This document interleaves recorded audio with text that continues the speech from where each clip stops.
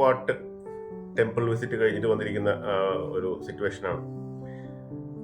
കംബോഡിയയിൽ വന്നതും കംബോഡിയൻ ഇമിഗ്രേഷന്റെ കാര്യങ്ങളും എല്ലാം ഞാൻ പറഞ്ഞിട്ടുണ്ടായിരുന്നു. അവിടെ ഉണ്ടായ ഇൻസൾട്ട്, എനിക്കത് ഇൻസൾട്ടായിട്ട് തോന്നി. കടക്കുമ്പോൾ ഉണ്ടായിരുന്ന ബുദ്ധിമുട്ടുകൾ, അതിനുശേഷം ഉണ്ടായിരുന്ന സ്കാമുകൾ, അങ്ങനെ കുറേ സാധനങ്ങൾ എക്സ്പീരിയൻസ് ചെയ്തു. ഒട്ടും പ്ലസന്റ് ആയിട്ടുള്ള എക്സ്പീരിയൻസസ് അല്ല.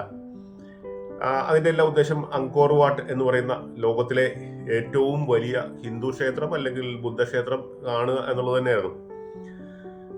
ഇവിടെ വന്നു, ഹോട്ടലിൽ വരെ കുഴപ്പങ്ങളൊന്നുമില്ല, റിസോർട്ട് നല്ല അത്യാവശ്യം നിലവാരമുള്ളതാണ്. ഞാൻ പറഞ്ഞ പോലെ ഈ തുക് ഓട്ടോറിക്ഷ ഡ്രൈവേഴ്സും ഒക്കെയാണ് ഇവിടുത്തെ സ്കാമേഴ്സ് ഉള്ളത്. ഇനി ഇവിടെ വരുമ്പോൾ സൂക്ഷിക്കേണ്ട കാര്യങ്ങൾ, ഇവിടുത്തെ കറൻസി റിയൽ ആണ്. ഒരു റിയൽ എന്ന് പറഞ്ഞിട്ടുണ്ടെങ്കിൽ എനിക്ക് തോന്നുന്നത് 60 രൂപ അങ്ങനെയാണ്. അത് കൂടാതെ ഇവിടെ ട്രാൻസാക്ട് ചെയ്യുന്നതിലെ ഭൂരിഭാഗം ഡോളറാണ്. US ഡോളറിലാണ് ഇവിടെ ട്രാൻസാക്ട് ചെയ്യുന്ന ഭൂരിഭാഗം ആൾക്കാർക്കും US ഡോളറിൽ ട്രാൻസാക്ട് ചെയ്യാൻ താല്പര്യം. ഏത് പെട്ടിക്കടയിൽ പോലും അവർ ഡോളറാണ് അക്സെപ്റ്റ് ചെയ്യുക. ഇതുപോലൊരു രാജ്യമാണെങ്കിൽ പോലും ഇവിടെ ഡോളർ മറ്റേ ഇവരുടെ സ്വന്തം കറൻസിയായ റിയലിനേക്കാളും ഇമ്പോർട്ടൻസോടുകൂടി ട്രാൻസാക്ട് ചെയ്യുന്നത് നമ്മളെ അത്ഭുതപ്പെടുത്തും.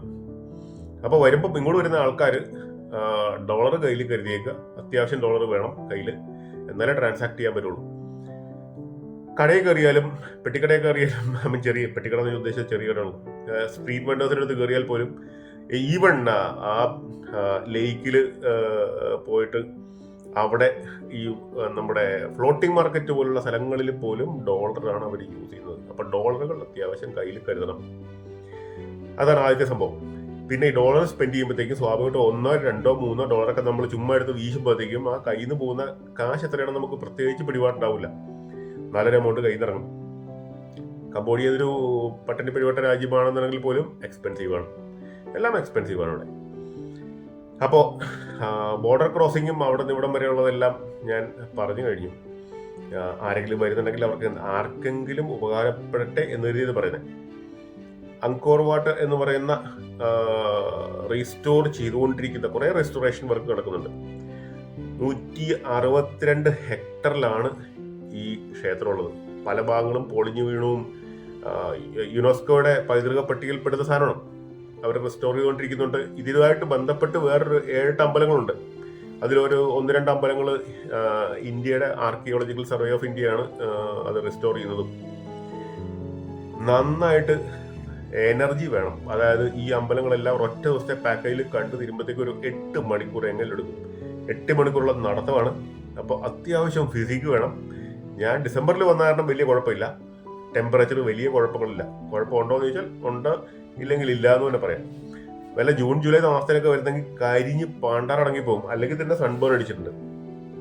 അപ്പം ഏതാണ്ടൊരു 5-6 കിലോമീറ്ററോ ഈ അമ്പലങ്ങളിൽ നടന്ന് കാണാനാണെങ്കിൽ ഇത്രയും ദൂരം നടക്കാനുണ്ട്. അപ്പം be well prepared, try to stay hydrated.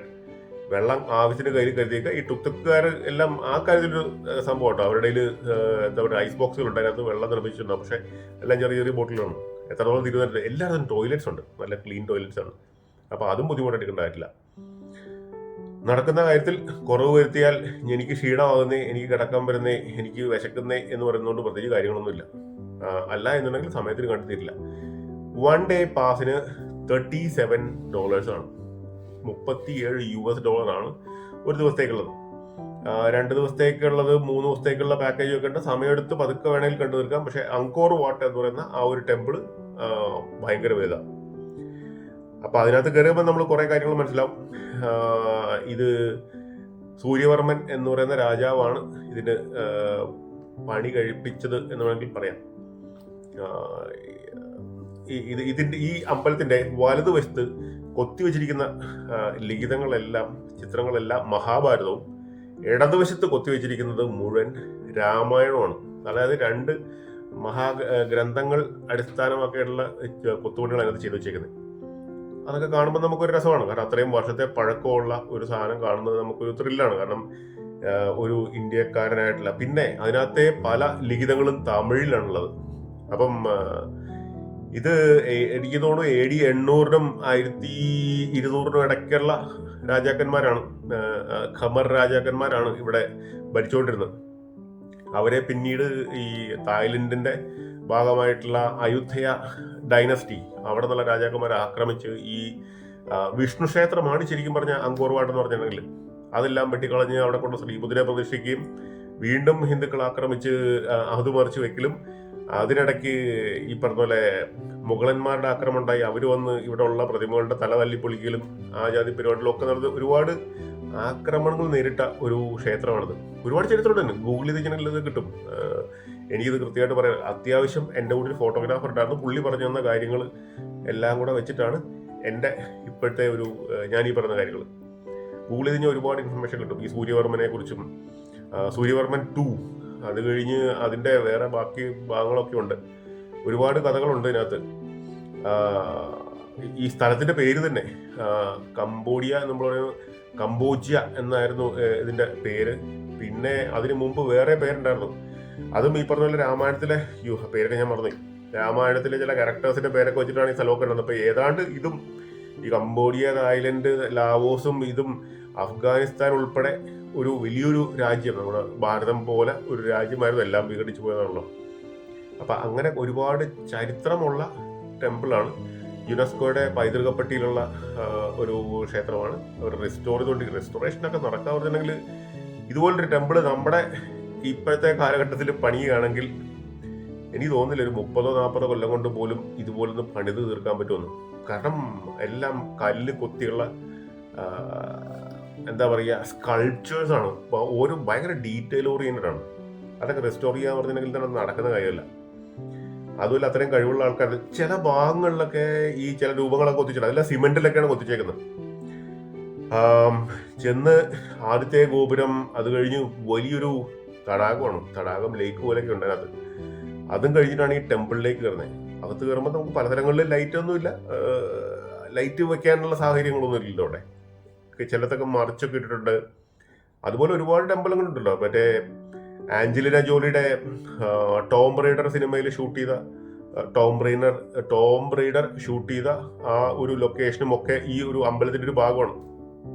ഈ മരങ്ങളൊക്കെ വളർന്ന് വേരുകൾ ഇറങ്ങി നിൽക്കുന്ന ഒരുപാട് ടെമ്പിൾസ് ഉണ്ട് അതിനകത്ത്. ഒരു പക്ഷേ ആ വേരുകൾ കാരണം ഈ കല്ലുകളൊക്കെ നശിച്ചു പോയിട്ടുണ്ടാവാം. അതല്ലാന്നുണ്ടെങ്കിൽ ഈ വേരുകൾ കാരണം ആ കല്ലുകളൊന്നും അടർന്നു പോകാതെ ഉണ്ടാവും. നമ്മൾക്ക് ഉദ്ദേശിക്കുന്നതിനും അപ്പുറത്തും വലിയ കല്ലുകളും അത്ര വലിയ മരങ്ങളും ഒക്കെയാണ് ഇതിനകത്തുള്ളത്. അതെല്ലാം കുറേയൊക്കെ ഞാൻ വീഡിയോ ഒക്കെ എടുത്തിട്ടുണ്ട്. Yes, let me try. പിന്നെ കംബോഡിയയിൽ ആരെങ്കിലും വരണോ എന്ന് ചോദിച്ചിട്ടുണ്ടെങ്കിൽ എനിക്ക് നല്ല എക്സ്പീരിയൻസ് അല്ലാത്ത കാരണം ഐ ഡോണ്ട് പ്രിഫർ. അല്ലെങ്കിൽ അത്രയും ആഗ്രഹം ഉണ്ടാവണം ഈ അങ്കോർ വാട്ട്, ഈ ടെമ്പിൾസ് ഒക്കെ കാണണമെന്ന് ആഗ്രഹമുള്ള ആൾക്കാർക്ക് വേണമെങ്കിൽ വരാം. അതല്ലെങ്കിൽ തീരെ പ്ലസന്റ് അല്ലാത്ത ഒരു കൺട്രിയാണ്.